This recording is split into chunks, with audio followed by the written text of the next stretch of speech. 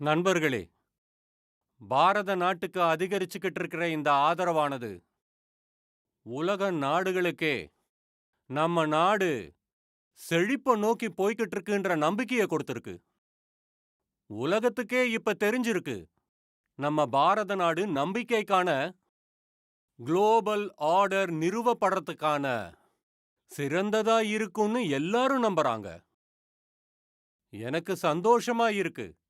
இன்னைக்கு பாரதமும் யுஏஇயும் சேர்ந்து உலகத்தின் இந்த நம்பிக்கைய உறுதிப்படுத்திக்கிட்டு இருக்கு.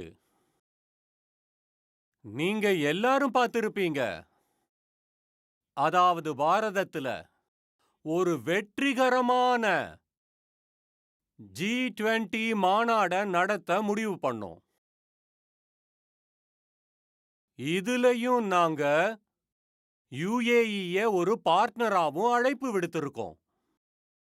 இப்படி எடுக்கப்படும் முடிவுகளால நம்மோட பார்ட்னர்ஷிப் ஸ்ட்ராட்டஜி கூட முன்னேற்றத்தை நோக்கி போய்கிட்டு இருக்கு.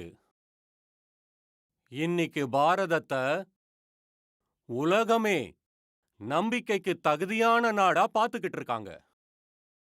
இன்னைக்கு உலகத்துக்கான எல்லா மேடைகள்லயும் பாரதத்தின் குரல் ஒலிச்சுக்கிட்டு இருக்கு. எங்க பிரச்சனைகள் வந்தாலும் சரி, உதவிக்காக போற முதல் நாடுகள்ல நம்ம பாரதத்தின் பெயர் இடம் பெற்றுக்கிட்டு இருக்கு. இன்னைக்கு இருக்கிற இந்த உறுதியான பாரதம் ஒவ்வொரு அடி செயல்லையுமே மக்களோட இணைஞ்சுதான் செயல்படுது.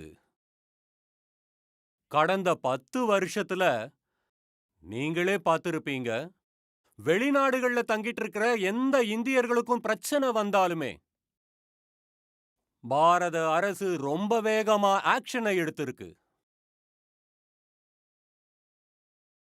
உக்ரைன், சூடான், ஏமன், இங்க என்ன பிரச்சனை வந்தாலும் சரி, அங்க மாட்டி தவிக்கும் எல்லா இந்தியர்களையும் பாதுகாப்பா அவங்கள மீட்டு பாரதத்துக்கு கொண்டு வந்திருக்கோம். உலக நாடுகள்ல எங்க இருந்தாலும், உலகத்துல எந்தெந்த பகுதியில அவங்க வேலை செஞ்சுக்கிட்டு இருந்தாலும் அவங்க நலனுக்காக பாரத நாடு இரவு பகலா வேலை செஞ்சுக்கிட்டு இருக்கு.